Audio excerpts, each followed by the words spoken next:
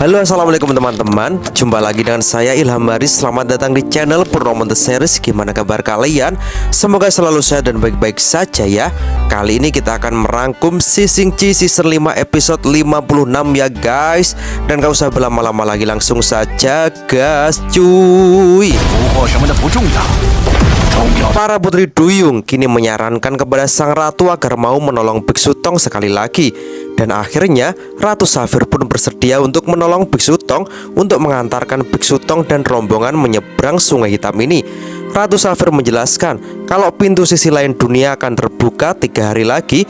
Dan selama itu Ratu Safir juga mengizinkan Biksu Tong untuk tinggal di istana duyung dahulu. Ratu Safir pun lalu mengayunkan tangannya. Seketika terbentuklah jalan air menuju kapal, di mana rombongan Biksu Tong akan mendapatkan berkah Ratu Safir dan bisa bernafas di dalam air setelah melewati jalan itu.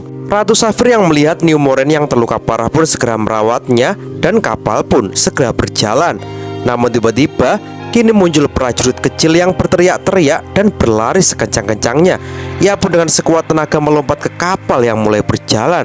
Dan untung saja Biksu Tong masih sempat menangkapnya. Biksu Tong pun segera menanyakan kemana saja perginya selama ini. Prajurit batu kecil lalu mengatakan kalau saat itu setelah keributan dengan Yihu dan Aosue, di mana Aosue lalu dimakan oleh siluman cacing, Aosue lalu ditangkap oleh burung garuda raksasa yang sangat besar. Mendengar hal itu, Biksu Tong menilai kalau berarti Aosue saat ini masih selamat.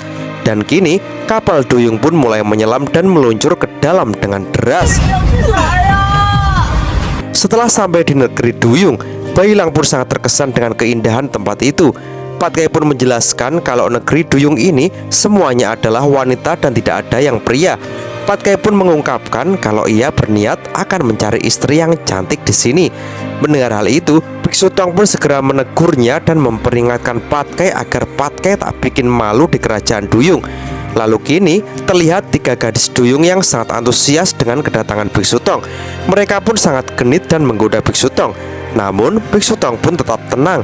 Patkai yang melihatnya pun langsung berlari mendekat dan akan menyosor gadis itu. Jelas gadis itu jadi ketakutan dan langsung menampar Patkai, dan mereka pun langsung kabur. Emang dasar Patkai sih. Dan akhirnya mereka pun sampai di istana duyung untuk beristirahat. Scene beralih memperlihatkan Sun Wukong yang saat ini berlari dengan sangat kencang di alam baka. Sun Wukong saat ini tampak terburu-buru untuk cepat-cepat bereinkarnasi agar bisa hidup lagi untuk menyelamatkan Xiaoyu. Namun di saat Sun Wukong berhenti di atap bangunan alam baka, Jiu Guanyin pun datang dan menyapa Sun Wukong. Sun Wukong pun mengatakan kalau ia tak mau buang waktu lagi di tempat ini. Namun Jiu Guanyin pun segera mengatakan kalau ia akan membantu Sun Wukong untuk bisa hidup lagi ke bumi dan mengalahkan Yuan Zitianzun. Sun Wukong pun dengan tegas segera menanyakan sebenarnya apa tujuan dari Jiu Guanyin. Jiu Guanyin pun lalu mengatakan kalau saat ini dunia sangat kacau. Hantu yang tak terhitung jumlahnya turun ke alam baka pada saat bersamaan sehingga merusak ketertiban.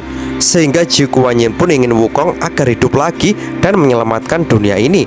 Sun Wukong dan Jiu Guanyin pun lalu menuju ke tempat alam baka yang lebih jauh. Bahkan Jiu Guanyin juga baru pertama kali menginjakkan tempat ini. Jiu Guanyin menjelaskan kalau pertama-tama mereka harus menemukan batu spiritual tersembunyi di tempat terlarang ini. Tempat ini dipenuhi dengan roh-roh jahat yang berkeliaran. Jiu Guanyin pun segera bergegas maju dan menghajar satu persatu mayat jahat yang menyerangnya. Jiu Guanyin pun lalu memisahkan diri dari Wukong dan membagi tugas. Dia menyuruh Wukong untuk menemukan batu spiritual, sedangkan dia akan mencari senjata ajaib untuk membentuk tubuh baru Wukong. Dan kini tiba-tiba saja muncul mayat-mayat wewe gombel yang lebih kuat di sekitar Wukong. Bahkan kemunculan wewe gombel itu membuat mayat-mayat jahat biasa jadi ketakutan dan mundur. Segera para wewe gombel pun mulai menyerbu Wukong dengan tembakan cairan.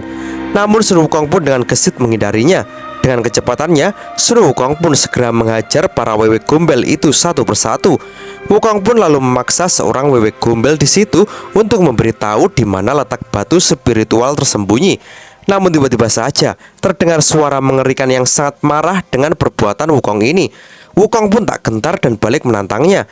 Tiba-tiba saja wewe gombel yang dikalahkan Wukong kini berubah menjadi batu dan masuk ke bawah tanah melalui sebuah lubang hitam. Sun Wukong pun segera bergegas mengikuti batu itu, hingga akhirnya Sun Wukong pun dibawa ke gua bawah tanah yang luas dan gelap. Sun Wukong pun segera berjalan menelusuri tempat itu. Namun tiba-tiba saja di depan Wukong terlihat bongkahan batu yang bersatu dan membentuk sosok raksasa yang sangat besar. Melihat hal itu, Wukong pun hanya tersenyum dan tak gentar sama sekali. Segera raksasa itu pun menyerang Wukong dengan pukulan-pukulan yang brutal. Namun jelas Wukong tak mudah terkena begitu saja, dan dengan lincahnya Sun Wukong pun balik memukul kepala raksasa itu dengan keras. Tapi segera raksasa itu balas memukul Wukong dengan dua bogemnya dengan keras. Dan tak disangka, walaupun tubuh Wukong jauh lebih kecil, ia dengan mudah bisa menahannya. Bahkan Wukong segera membalas dengan tinju yang keras yang langsung merusak lengan raksasa itu. Sempat raksasa itu mampu memulihkan dirinya, namun Sun Wukong pun dengan gercep menghancurkan raksasa itu. Lalu tiba-tiba saja kini muncul monster perak yang gesit yang menyerang Wukong. Wukong pun tak mau kalah, dan ia pun lalu memukul siluman perak itu dengan sangat keras. Lalu Wukong pun lanjut memasuki ruangan lebih dalam. Di situ ternyata Wukong sudah ditunggu oleh Raja Roh Jahat. Dia mengaku cukup kagum dengan Wukong yang mampu masuk sampai ke dalam sini. Raja Roh Jahat pun tanpa basa-basi langsung memberikan serangan kremasi Shen Luo. Jurus itu segera menjerat dan membakar tubuh Sun Wukong. Tapi jelas serangan seperti itu masih mampu ditahan oleh Sun Wukong. Sun Wukong pun dengan cepat segera menyerang. Hal itu membuat Raja Roh Jahat cukup panik dan segera menembaki Wukong dengan api-api yang besar. Namun Wukong sangat lincah. Ia pun segera merangsek maju menuju Raja Roh Jahat. Perisai-perisai yang diciptakan Raja Roh Jahat pun segera dihancurkan oleh Sun Wukong. Sun Wukong yang ngamuk pun merubah dirinya menjadi jiwa kera besar dan langsung melemparkan tubuh Raja Roh Jahat dengan sangat keras. Namun tiba-tiba saja tubuh Sun Wukong berubah menjadi normal lagi, karena memang di alam baka ini Sun Wukong tak bisa berlama-lama berada dalam mode jiwa kera besar. Raja Roh Jahat yang sudah babak belur pun segera memanfaatkan kesempatan ini dengan mengeluarkan batu spiritual dari dalam tanah. Batu spiritual itu sangat besar dan bercahaya warna-warni. Segera batu itu mengalirkan kekuatan kepada Raja Roh Jahat. Kekuatan Raja Roh Jahat pun kini meningkat drastis. Sun Wukong pun tetap tak gentar dan bergegas menyerang Raja Roh Jahat. Namun gempuran Wukong dapat dimentahkan dengan mudah oleh Raja Roh Jahat. Bahkan Raja Roh Jahat mampu menjerat dan menghantamkan Wukong ke dinding-dinding gua. Wukong pun kini jadi kesal. Ia pun segera meningkatkan kekuatannya lagi. Akibatnya, adu pukulan berikutnya, Sun Wukong balik memukul Raja Roh Jahat dengan sangat keras. Dan kini Raja Roh Jahat semakin frustasi. Ia pun menghujani tubuhnya dengan kekuatan dari batu spiritual. Namun akibatnya Raja Roh Jahat kini hilang kendali. Tubuhnya kini tak mampu lagi mengendalikan kekuatan dari batu spiritual yang sangat kuat itu. Sun Wukong pun segera menyadari hal itu. Segera ia pun melesat untuk menghentikannya. Awalnya, pukulan Wukong tak mampu menembus kekuatan itu. Namun Sun Wukong terus mengerahkan kekuatannya, membuat dia pun akhirnya menjebol kekuatan itu dan memukul Raja Roh Jahat dengan keras. Ledakan kekuatan dari batu spiritual yang mengamuk pun kini benar-benar telah berhenti. Dan kini Zhu Guanyin pun datang. Ia pun langsung memuji keberhasilan Wukong. Melihat hal itu, Wukong pun segera menagih apakah Zhu Guanyin telah menemukan senjata ajaib yang bisa menghidupkan dirinya. Zhu Guanyin pun segera mengeluarkan senjata ajaib yang diperolehnya, yang ternyata hanya sebuah palu. Melihat hal itu, Sun Wukong pun jadi kecewa. Namun ternyata memang itulah cara Zhu Guanyin untuk menghidupkan Sun Wukong dengan melanggar aturan hidup dan mati. Zhu Guanyin pun segera mengetukkan senjata ajaib itu ke batu spiritual.